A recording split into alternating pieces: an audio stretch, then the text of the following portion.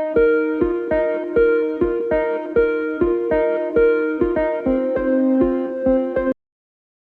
Student, welcome to our channel. चलिए आज का लेक्चर स्टार्ट करते हैं और आज हम पढ़ने वाले हैं capital and drying of business. Means जो भी हम बैलेंस शीट बनाते हैं उसमें कैपिटल एंड ड्राइंग का क्या मतलब होता है।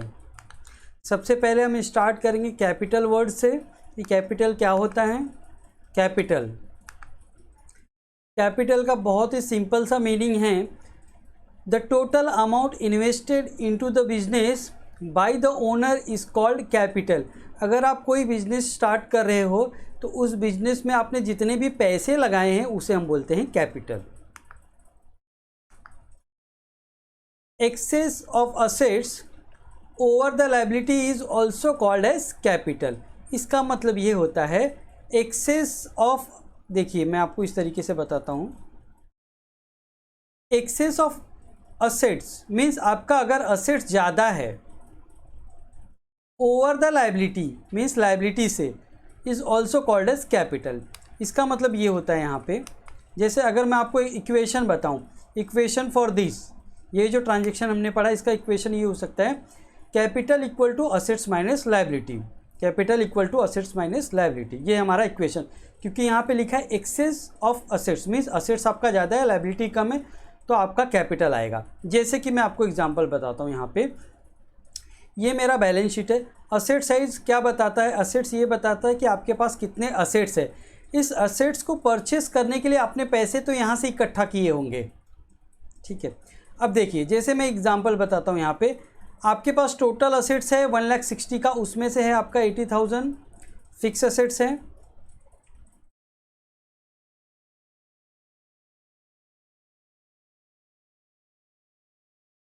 20,000 आपका इन्वेस्टमेंट है और करंट असेट जो है आपका वो 60,000 है। तो आप इसका टोटल लोगे तो आपको कितना मिल जाएगा? 1,60,000। अब वही मैं अगर आपकी लायबिलिटी की बात करूं, लायबिलिटी आपकी कितनी है टोटल? वो भी 1,60,000 है टोटल अगर मैं बोलूं। बट इसमें से करंट लायबिलिटी जो है, करंट लायबिलिटी जो दूसरों को पैसा देना है आपको, वो 40,000 का है। और आपने जो लोन एंड एडवांसेस में, जैसे एग्जांपल ले सकते हैं, आपने बैंक से लोन लिया है वो 20,000 का है। तो आपको आउटसाइडर को कितने पैसे देने हैं? 60,000। और ये जो पैसे हो गए ये आपके पैसे हो गए। मतलब बिजनेस में आपने टोटल कितना इन्वेस्ट किया है? 1,60,000। इसमें से जो पैसे इन्वेस्टेड है 60,000 जो है वो आउटसाइडर के हैं और 1,00,000 आपने इन्वेस्ट किया।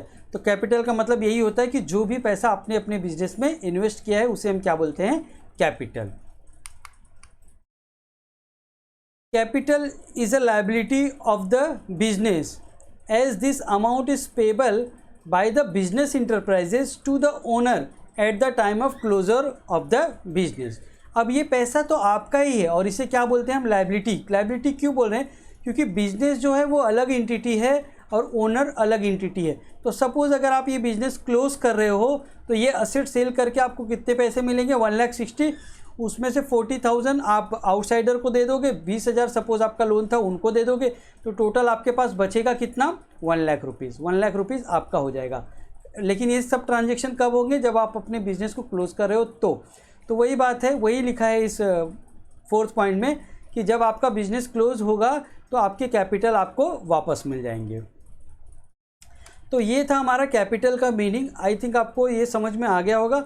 अब हम नेक्स्ट टॉपिक पे जाते हैं जो कि है ड्राइंग। ड्राइंग का मतलब क्या होता है? द अमाउंट ऑफ कैश और द वैल्यू ऑफ गुड्स और assets etcetera withdrawn from the business by the owner for personal use called as drawing. Means personal purpose के लिए अगर आपने बिजनेस से कुछ भी विड्रॉ किया है, कैश हो गया, गुड्स हो गया, असेट्स हो गया, या कुछ भी आप अगर बिजनेस से उसको विड्रॉ करके पर्सनल यूज़ के लिए यूज़ करते हो तो उसे हम क्या मानते हैं? ड्राइंग मानते हैं। Drawing will result in reduction of capital. Capital का मतलब मैंने आपको क्या बताया? जो आप बिजनेस में पैसे इन्वेस्ट करते हो उसे हम कैपिटल बोलते हैं। वैसे ही अगर आप बिजनेस से पैसे निकाल लेते हो तो उसे हम ड्राइंग बोलते हैं। अगर आपने बिजनेस से पैसे निकाल लिए तो आपका कैपिटल कम हो जाएगा। इसीलिए यहाँ पे लिखा है कि drawing will result in reduction of capital.